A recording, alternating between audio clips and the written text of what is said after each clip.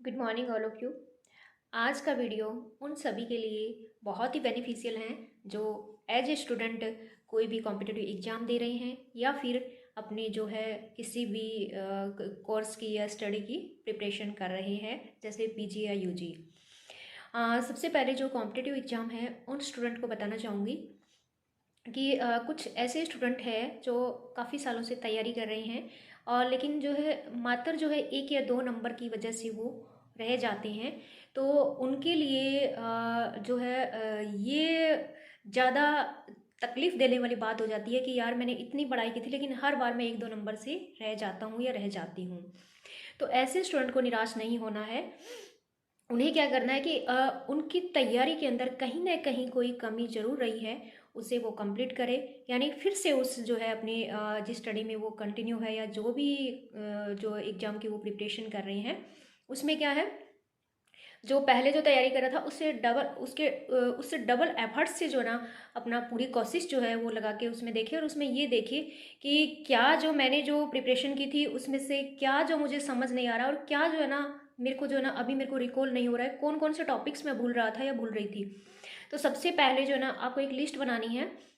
उसमें आपको क्या करना है, आपको सबसे पहले तो मेंटली प्रिपेयर होना है। आपको अपने जो एग्जाम में आप एक दो नंबर से रह गए हैं उसको भूल जाइए कि मैंने इतनी तैयारी की, मेरा सिलेक्शन नहीं हुआ, अब तो मैं क्या कर सकता हूँ। नहीं, आपको सोचना है कि ठीक है मेरा रह गया है, ठीक है, और इस चीज़ को अगर मैं ज़्यादा दिन माइंड में रखूँगा या रखूँगी तो मेरा ही नुकसान है। तो उसे फॉरगेट, उसको वही भूल जाइए और फिर से जो है ना आप जैसे एग्ज़ाम ये तो है नहीं कि वापस से फिर से नहीं होगा।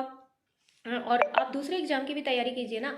ज़रूरी नहीं है कि आप एक ही एक पेपर दे रहे हैं, दूसरे एग्ज़ाम को भी आप दे सकते हैं। तो उसमें क्या है कि आप जो है भूल के सब चीज़ें और फिर से जो है ना उन पॉइंट को नोट आउट कीजिए, उन टॉपिक्स को राइट डाउन कीजिए जो जो आपको नहीं आ रहे हैं और जिनमें आपको कन्फ्यूजन था, जो आप एग्जाम एग्जाम में भूल रहे हैं। हो सकता है आप 2 बार जो है सॉरी 1-1 2-2 नंबर से रहे हो और हर बार आपका टॉपिक तो अलग होगा, सेम तो रहेगा नहीं, है ना। तो सोचिए कि नहीं, कोई दिक्कत नहीं है, इस बार मेरा ये टॉपिक जो वीक है इसे मैं कवर करूँगा, पिछली बार उस टॉपिक्स में जो कुछ क्वेश्चन आए थे उसमें मेरा रह गया था। तो इस बार मैं जो है ना 100% नहीं करना, मुझे 101% जो है ना या 110% तैयारी रखनी है ताकि मेरा सिलेक्शन कंप्लीट हो जाए। अब ऐसी कोई दवाई तो है नहीं जो हम आपको बता दें कि वो वाली दवाई ले लो तो आपका पूरा रट्टा जो है आप रट लोगे और आपको जो है सारे सवाल एग्जाम में आ जाएंगे। सभी सवाल किसी को नहीं आते। मैंने भी 25 एग्जाम मैंने क्लियर किए हैं। सबके जो हैं पेपर्स और जो लेटर होते हैं मेरे पास रखे हैं, मैं देखती हूँ तो मुझे खुशी भी होती है। और लेकिन उससे पहले बहुत से एग्जाम ऐसे थे जिसमें हम फेल भी हुए हैं। तो जब एग्जाम में मेरा ये रूटीन था, मेरा रूटीन मैं फिर कभी डिस्कस करूँगी, लेकिन थोड़ा सा बता देती हूँ कि मैं लाइब्रेरी में बैठती थी। कोचिंग वगैरह में कोई स्टूडेंट देख रहा है तो मैंने बहुत ही कम किसी कोचिंग में जाती थी जहाँ पे सेमिनार वगैरह होते हैं और उसमें हम स्टूडेंट जो है आपस में नंबर एक्सचेंज करते थे और नोट्स को एक्सचेंज करते थे। कोचिंग हम नहीं करते थे। लाइब्रेरी में मॉर्निंग में 8 से लेकर शाम को 8 तक जो है बीच में बस हम खाना खाने के लिए आते थे। और मेरा जो है मेरे पास टीवी मोबाइल ये कुछ नहीं होता था, तो स्टडी पे पूरा फोकस होता था। मोबाइल जो है ये बहुत बड़ा डिस्टर्बेंस है, इससे आप अवॉइड कीजिए। तो मेरा क्या होता था, जो ही मैंने एग्ज़ाम दिया है तो उसमें क्या होता था, कई देखते हैं ना, मैंने ये एग्ज़ाम दिया, इसका मैच करता हूँ, इसके कितने नंबर है, कितने मेरे सही हैं। नीवर मैंने कभी ये चेक नहीं किया कि मैंने ये एग्ज़ाम दिया है और मेरे कितने नंबर सही है, कितने मेरे गलत है, कभी भी नहीं। और जब मेरे सिलेक्शन होते थे ना, जब मैंने एग्जाम दे दिया तो मैं क्या करती थी, मैंने एग्जाम दे दिया, मेरी तरफ से मैंने 100% दे दिया है।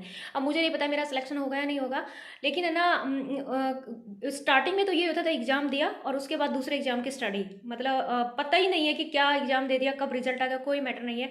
2-10 दिन बाद में जैसे दूसरा पेपर है तो उसकी बुक्स में आके खोलती थी और उसके बाद स्टूडेंट से डिस्कस करना, दोस्तों से, ये कभी नहीं किया मैंने। और अब कोई जानते हैं तो हम देखते हैं क्लास में सब लोग एक दूसरे को जानते भी है, देखते भी हैं, तो क्लासमेट इस बात को अच्छी तरह से जानते हैं कि मैं कभी किसी क्लासमेट के पास भी बैठ के मैं कभी भी, जो ये नहीं है कि हमारी क्लास ओवर होगी मैं यहाँ बैठ के 2 मिनट बातें कर रही हूँ, कभी नहीं। अभी भी यही रूटीन है, कभी किसी को टाइम ना तो दिया ना किसी का लिया।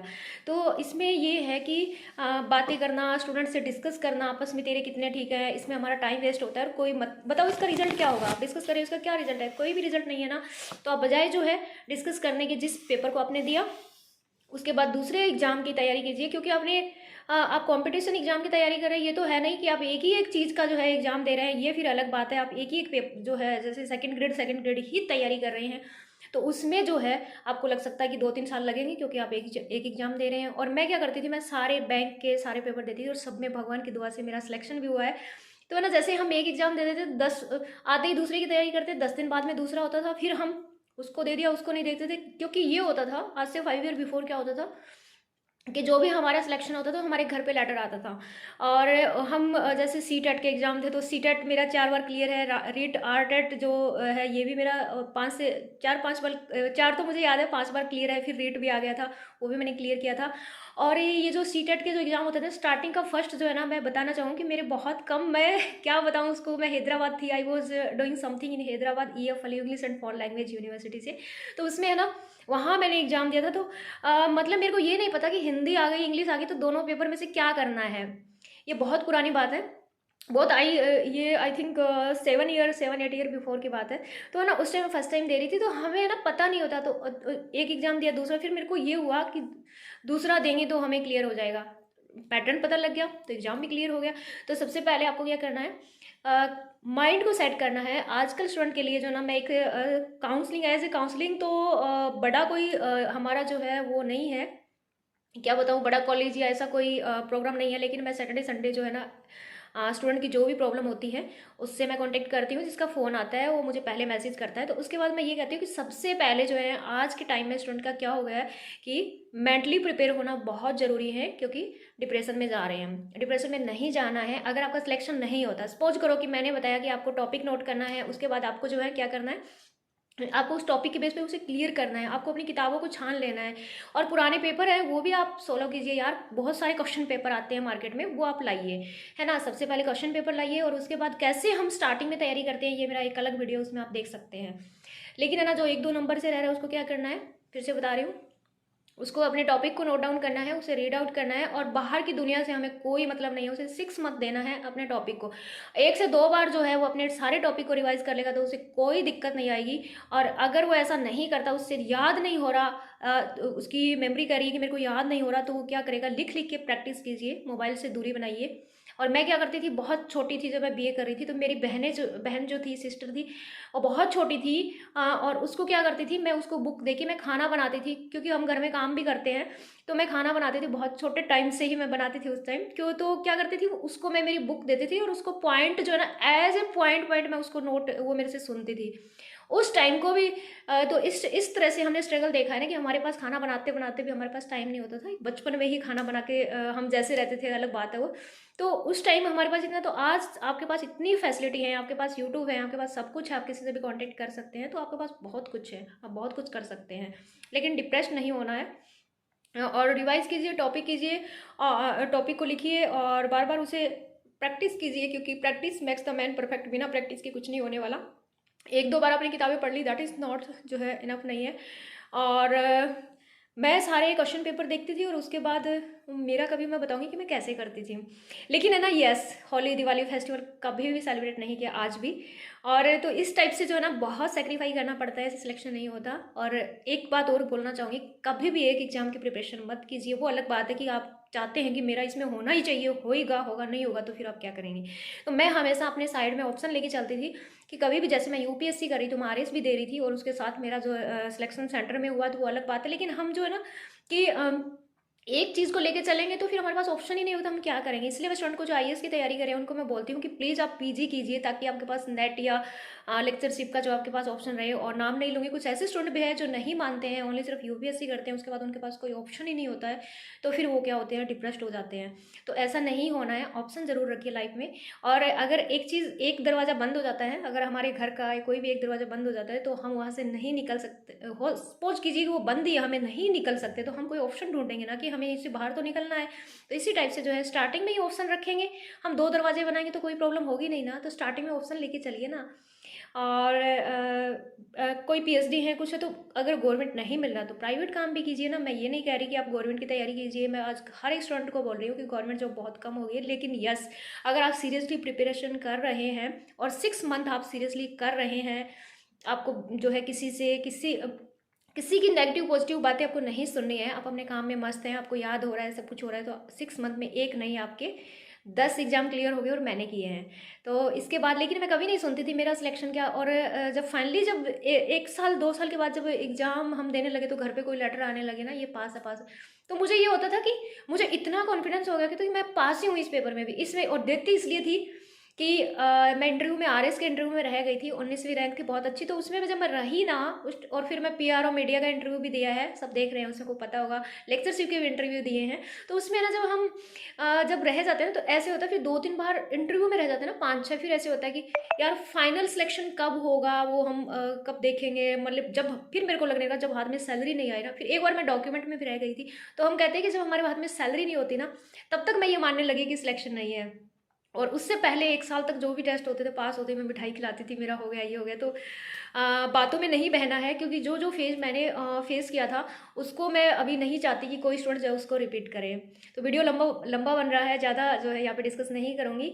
अपने एम पे फोकस रखिए और आपको ज़रूर अपनी मंजिल मिलेगी। बस आपको भटकना नहीं है और डिप्रेस्ड नहीं होना है, मेंटली जो है आपको स्ट्रॉन्ग रहना है। क्योंकि अगर आप मेंटली स्ट्रॉन्ग हैं तो आप कुछ भी कर सकते हैं, लेकिन आप कहेंगे कि मेरा कैसे होगा, मैं 2 एक नंबर से रह गया हूँ, तो रह गई हूँ, तो इसमें जो है ना ये बहुत ही अब, क्योंकि आपके मन में ये हो गया कि 2-3 नंबर से रह रहे हैं बार-बार, नहीं, कोई बात नहीं, हम अगली बार एफर्ट्स करेंगे, 2-3 साल तैयारी कीजिए, लेकिन साथ में ऑप्शन भी रखिए। और ऐसे भी स्टूडेंट बहुत इंटेलिजेंट है लेकिन उनका सिलेक्शन नहीं होता। तो लक जो होता है ना, लक कहते हैं, मैं लक को मानती हूँ लेकिन इतना नहीं मानती हूँ, क्योंकि मेरे को जो मिला वो मेहनत से मिला है। तो ऑल द बेस्ट है। और मेरी जर्नी का जो है काफ़ी टाइम से मैं सो रही, मेरी जर्नी का एक छोटा सा वीडियो बनाऊँ, कभी टाइम मिलेगा तो बनाऊँगा, ये वीडियो मैं बनाऊँगी, सॉरी। तो ये वीडियो मैं बहुत दिनों के बाद शूट कर रही हूँ। मेरा ऑपरेशन हुआ था तो शायद 1 साल के बाद ही मैं कोई वीडियो बना रही हूँ। तो इसमें क्या होता है, और जो वीडियो मैं डाल रही हूँ ना वो मेरे प्राइवेट किए हुए हैं, उसी को मैं जो है ना अब पब्लिक, क्योंकि हम प्राइवेट 1 साल पुराने भी डाल सकते हैं उसको पब्लिक करके। तो इस टाइप से जो है ना मैं सोचना चाहूँगी कि जर्नी जो है उसका वीडियो बनाई, लेकिन टाइम नहीं होता, ऑफिस का भी काम होता है, कुछ स्टूडेंट के कांटेक्ट भी आते रहते हैं, तो इस बेस पे। और wish you all the best, और प्लीज़ डिप्रेस नहीं होना। फिर भी आपका कोई सवाल है कमेंट बॉक्स में आप लिख सकते हैं, मैं उसका ज़रूर जो है आपको रिवर्ट करूँगी, रिप्लाई करूँगी। और जाने से पहले प्लीज़ आप वीडियो को लाइक शेयर कमेंट, चैनल को सब्सक्राइब कर देना। सब्सक्राइब करने से मुझे क्या होता है कि मैं कहती हूँ ना मैं वीडियो बनाऊँगी, लेकिन नहीं, मुझे लगता है कि मेरा चैनल सब्सक्राइब हो रहा है, स्टूडेंट देख रहे हैं, तो मैं अभी रात को 12 बजे जो वीडियो बना रही हूँ उसको मुझे लगता है कि हाँ उस स्टूडेंट का सवाल है, उसका है, तो मैं ज़रूर जो है ना फिर थोड़ा मोटिवेशन मिलता है।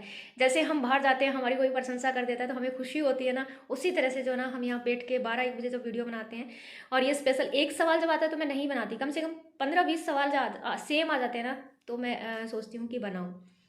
तो सब्सक्राइब कर देना और लाइक शेयर कमेंट, लेकिन जो बातें आपकी जो है वो आपको इम्पॉर्टेंट थिंग आपकी क्या है, आपकी स्टडी पे फोकस रखना है। इसी के साथ इस वीडियो को मैं यहीं पे एंड करती हूँ। मिलते हैं हमारे अगले वीडियो में एक नए टॉपिक के साथ, तब तक के लिए जय हिंद, बाय बाय, टेक केयर।